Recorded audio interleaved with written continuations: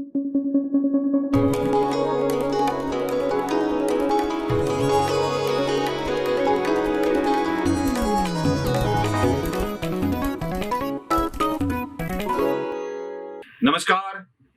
अजय योद्धा बाजीराव पेशवा पहिले यांच्या द्वितीय पत्नी मस्तानीबाई साहेब यांच्या कुटुंबाशी आम्ही थेट संवाद साधलाय आणि हा संवाद खूपच इंटरेस्टिंग आणि आपल्याला जाणून घ्यावा अशा स्वरूपाचा आहे.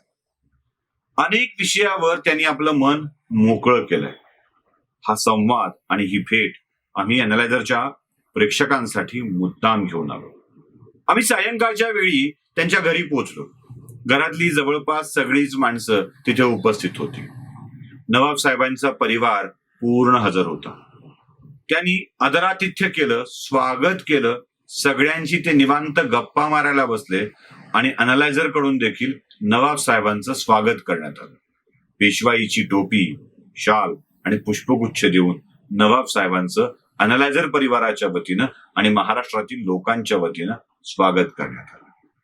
नवाब साहेबांनीही पेशवाईचा फेटा आपल्या डोक्यावर मिरवत आम्हा सगळ्यांनाच धन्यवाद दिले आणि नंतर ज्या गप्पा झाल्या त्या तुम्ही आता ऐकणार आहात. नमस्कार.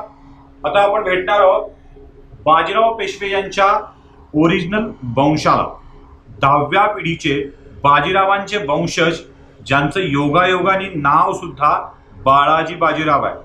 नवाब जुल्फिकार बहादूर आणि बाळाजी बाजीराव अशी दोन्ही नावं ही पेशव्यांची पिढी आता लावते आहे.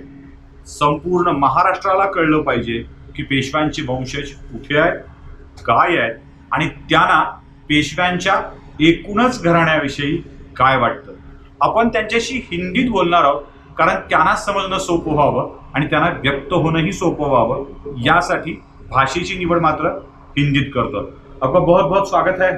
मराठी पूरी जनता को ये देखकर बहुत ही अच्छा लगा कि आप यहाँ पे हैं, आप हमारी बात हुई. मराठी धरा एक मराठी आदमी के लिए आप ही पेशवा के अभी रियल वंशज हो. आप कैसा महसूस करते हैं इन चीज़ों को? महसूस ये करना कि बालाजी विश्वनाथम पेशवा से लेकर तो बाजीराव पेशवा और हमारा सिर्फ एक ही सिद्धांत रहा है, लोगों की सेवा करना, हमारे लोगों की सेवा करना. जब श्रीमंत को पेशवा बनाया गया था, हाँ, या हमारे पूर्वज बालाजी विश्वनाथम पेशवा को पेशवा बनाया गया था, हमारे पूर्वज छत्रपति शिवाजी महाराज, संभाजी महाराज, इनके द्वारा जो उनको सम्मानित दिया गया था, ये सिर्फ ये देख के नहीं दिया गया था कि ये उसके वो हैं, इसके आधार हैं, नहीं, वो उसके योग्य थे. और उनके जीवन में, उनके दिल में, उनके हृदय में अपने लोगों की और मराठी मानुस अपने लोगों के लिए एक प्रेम और साधना थी कि वो उनकी रक्षा करना चाहते थे, उनका साथ देना चाहते थे ताकि बाहरी आक्रमणों से उनकी सुरक्षा संपूर्ण की जाए. और एक पेशा होना एक अपने आप में ही एक बहुत बड़ा हमारे लिए सम्मान की बात है कि आज जो इतने सालों से जो प्रथा थी, आज भी मराठा और मराठियों ने इसको कायम रखा है और हमारा हर एक मराठा मानुस हमारा भाई है. मस्तानीबाई साहब के बाद हर बार उनके वंशजों ने मराठी साम्राज्य पे जब भी आक्रमण हुआ है, न बल्कि मराठी साम्राज्य पे 1857 में जब अंग्रेजों के खिलाफ भी लड़ना था तो तभी सारे के सारे वही काम में आए थे. जैसे शमशेर बहादुर जी ने पानीपत में बहुत बड़ा पराक्रम दिखाया था. 1857 के स्वतंत्र समर में भी बहुत बड़ा पराक्रम दिखाया था.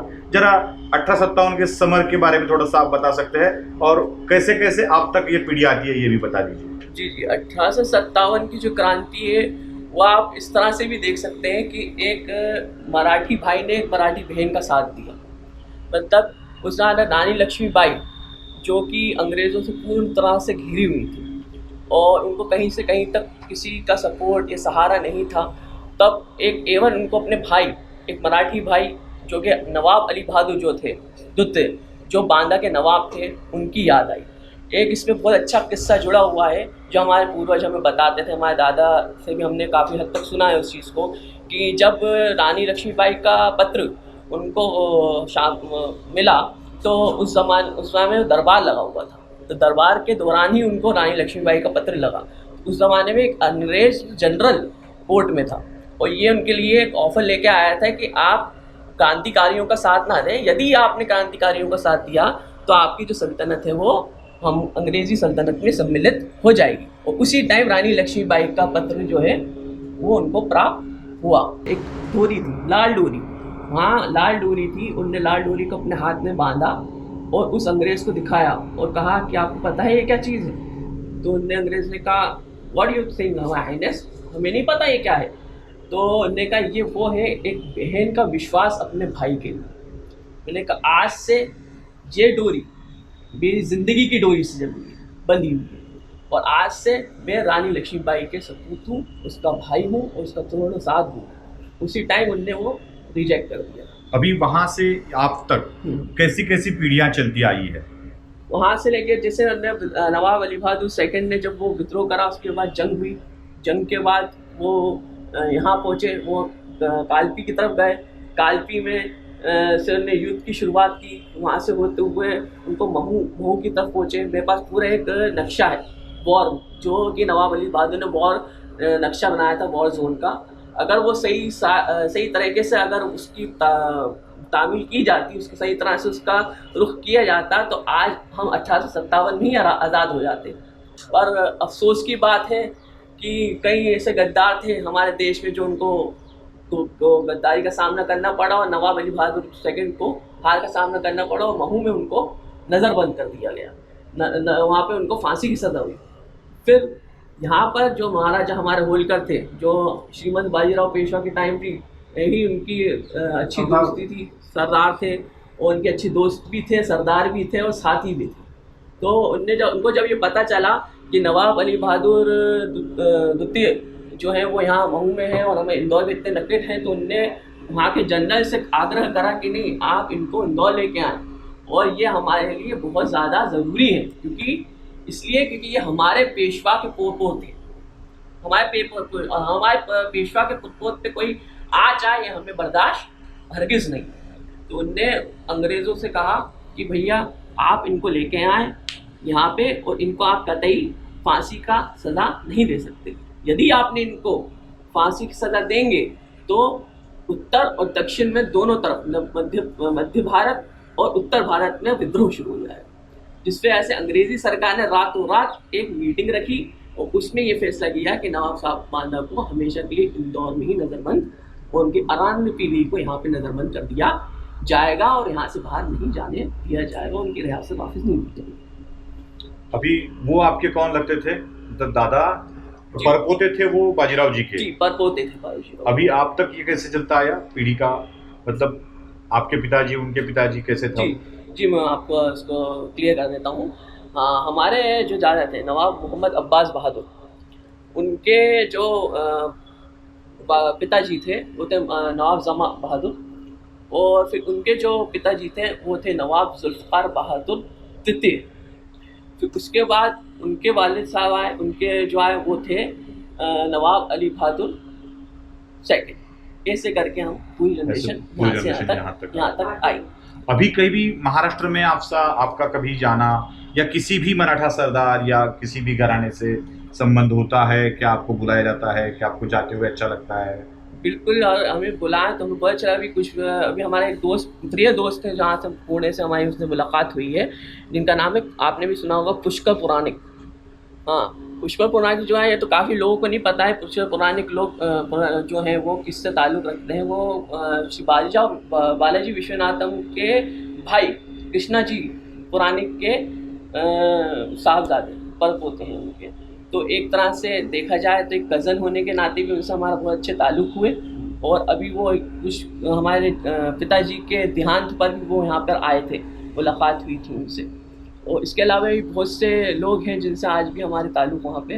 क्या दिल का रिश्ता अभी भी लगता है या कुछ कड़वाहट सी है मन में कि मस्तानी बाई साहिबा के बारे में कुछ गलत चलत बोला गया था अब तक, ऐसी कुछ कड़वाहट या कुछ बोलना चाहते हैं आप उसके बारे में? देखिए, अपने कड़वे बोले तो दुख तो होता है, इसमें तो कोई संदेह नहीं है। बाहरियों से हमें कोई मतलब नहीं है, मगर जब अपने घात देते हैं तो सबसे ज़्यादा दुख तो दर्द तो होना अनिवार्य है, ज़रूरी है। मगर हम ये सोचते हैं कि हम आज किस पोस्ट पे हैं, किस पोजीशन पे। आज देखा जाए कभी अपने बुलाए तो अपनापन से अपने बुलाए तो बिल्कुल हम पेश होंगे, बिल्कुल जाएंगे, क्यों नहीं जाएंगे। चतुर्दोन ने मुझे इसके ऊपर वाक्य बताया था कि ये जो कन्वर्सेशन थी ये मस्तानी भाई साहब और काशी भाई साहब के बीच हुई थी, कि उनने अपने स्वयं हाथों से काशी भाई साहब के हाथ में अपने पुत्र को सौंपा और ये उनसे वचन लिया कि आप ऐसे ही आप परवरिश करेंगे जैसा पेशवा के दूसरे पुत्र। तो उनने कहा मस्तानी ये कहने की बात ही नहीं है, क्योंकि ये मेरा राव का लड़का है, मेरे राव का खून है, मैं इसको अपने से अपनी जान से ज़्यादा परवरिश करूँगा, ये मेरे राव का लड़का है। और इस आज भी हमारे नज़र दिल में हर जगह काशी भाई साहब की सहानुभूति और इज्जत बेइंतहा है। एक नातं काही 6 वर्षापूर्वी मस्तानीबाई साहेबांचं बाजीरावांशी जोडलं आणि ते नातं आयुष्यभर निभावल्या गेलं मृत्यूपर्यंत. दुसरं नातं त्याच मराठी साम्राज्याशी राखीचं बांधल्या गेलं राणी लक्ष्मीबाईंच्या सोबत आणि ते सर्वस्व गमावून निभावल्या गेलं. आजही त्या परिवाराविषयी विलक्षण आदर ठेवून ही सगळी मंडळी आपल्या सगळ्यांवरती प्रेम करतायत. आपलंही कर्तव्य आहे ना ते नातं निभवायचं, कारण महाराष्ट्राच्या वीर अजेय आणि ज्यानं मराठी साम्राज्याला अटकेपर्यंत त्याच्याही पुढे नेऊन सोडलं त्या साम्राज्याच्या निर्मात्याच्या वंशाला सन्मान देण्याची. म्हणूनच अनालायझर आपल्यापर्यंत त्यांच्यापर्यंत पोहोचलाय आणि त्यांना आपल्यापर्यंत पोहोचवायचा प्रयत्न करताय. बघा, जमलंच नाही जमवाच तर या सगळ्या कुटुंबाला एक विलक्षण आधार देण्याचं कर्तव्य आपलं देखील आहे. धन्यवाद.